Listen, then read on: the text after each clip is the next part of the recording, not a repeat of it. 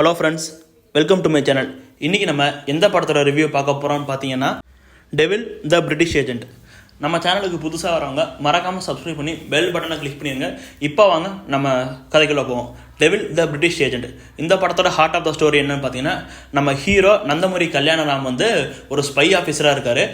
அவர் ஊரில் இருக்கிற அவர் ஜமீன்தார் பொண்ணு மர்மமான முறையில் இறந்து போயிடுறாங்க. அந்த கேஸ் வந்து நம்ம ஹீரோட்ட வருது. அதை அவர் கண்டுபிடிக்க போகிறாரு. அந்த டயத்தில் வந்து பிரிட்டிஷ் ஆஃபீஸர்ஸ் வந்து நம்ம ஸ்பைக்கு வந்து ஒரு வேலை கொடுக்குறாங்க. என்ன பார்த்தீங்கன்னா, ஆப்ரேஷன் டைகர் ஹண்ட் இப்படின்னு ஒரு மிஷன் கொடுக்குறாங்க.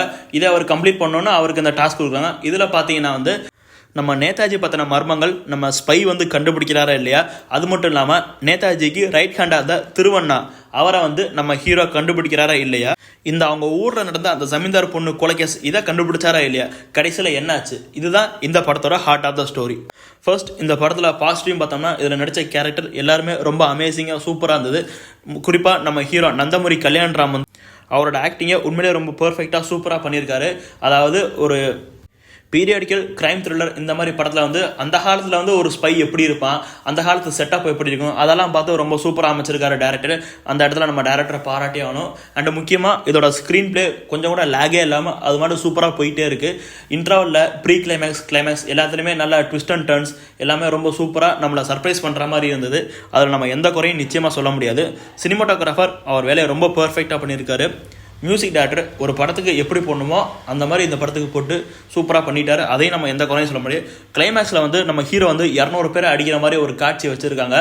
அது வந்து எப்படி சொல்கிறது, ரொம்ப ஓவராக இருக்குது அப்படின்னு இல்லாமல் சரி ஓகே நம்புற மாதிரி இருக்குன்ற வகையில் எடுத்திருக்காங்க. அந்த இடத்துல டேரக்டருக்கு ஒரு மிகப்பெரிய ப்ளஸ்ஸே சொல்லலாம். இந்த இடத்துல இது படத்தை இன்னும் கொஞ்சம் மேலே தூக்கி விட்டுருச்சு.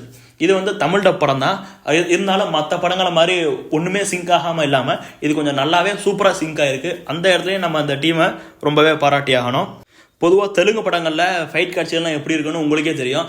ஆனால் இந்த படத்தில் அந்த மாதிரி எதுவுமே இல்லாமல் ஓகே ஃபைட்ஸ் என்ன இது கொஞ்சம் லாஜிக்காக இருக்குது, நல்லா இருக்குது, பார்க்குற மாதிரி டீசெண்டாக இருக்குது, இந்த மாதிரி எடுத்து வச்சுருக்காங்க. இதை நம்ம நிச்சயமாக பாராட்டி ஆகணும். எல்லாம் தெலுங்கு படத்தில் இந்த மாதிரி பார்க்குறது வந்து ரொம்ப ரேர்.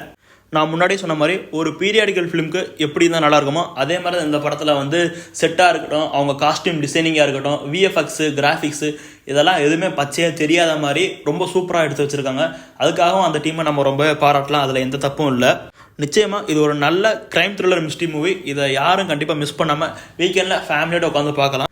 படத்தில் 18+ காட்சிகளும் ஒன்றும் பெருசாக இல்லை. அதெல்லாம் நீங்கள் கண்டிப்பாக குழந்தைங்களோட ஃபேமிலியோட உட்காந்து போர் அடித்தா எத்தனை தடவைனாலும் போட்டு பார்க்கலாம். அதுக்கு ஒர்த்தான படம் தான் இது. இந்த படத்தில் நெகட்டிவ்னு எனக்கு எதுவும் பெருசாக தோணலை. உங்களுக்கு ஏதாவது தோணுச்சுன்னா வந்து கமெண்ட் செக்ஷனில் உங்கள் பதிவுகளை வந்து பதிவு பண்ணிட்டு போங்க.